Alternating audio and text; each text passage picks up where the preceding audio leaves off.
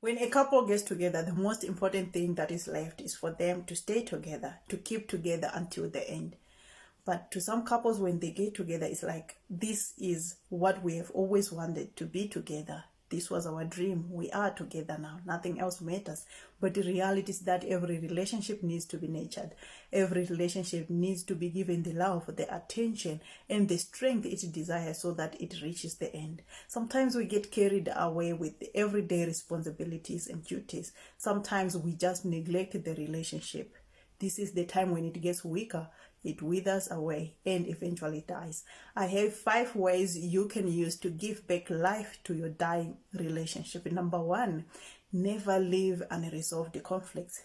Whenever you feel like you have something you didn't resolve, go back to where it started to go down. Go back to where it started to get bad in your relationship. You will realize that there was something you were supposed to resolve, but you just left it like that.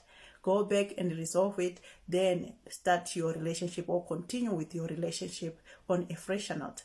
Number 2, never allow the infiltration of other people, your relatives, your friends, or have an extramarital affair. These people always have opinions, suggestions over your relationship. You end up losing the power or the control over your relationship. You will end up relying on whatever they say because you will think that's the right thing to do. But some will lead you astray. At the end of the day, you will be losing that relationship. Number 3, forgive each other. You both have to accept the fact that you are going to get disappointed in that relationship. You are going to get hurt at some point. Forgive each other. You are both imperfect people. You will always have imperfect moments. So forgive each other and continue with your relationship. Number 4, maintain togetherness. The moment you feel like you are drifting apart, someone is separating you, or you guys are just going separate ways, get back together as soon as possible. You must be a team that stands on one side and fights whatever that comes their way. But if you are in separate ways, being against each other, when you are supposed to be building something that is one and that is gonna last, it's not gonna work when you are in separate positions. So get back together and be one strong team. Number 5, be trustworthy.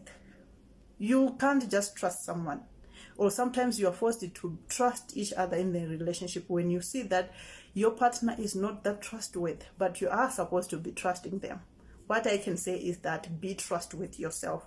Offer the trust that is required in a relationship as an individual. You don't have to force your spouse or your partner to trust you. You have to offer the trust that is required with adequate amount. All the best.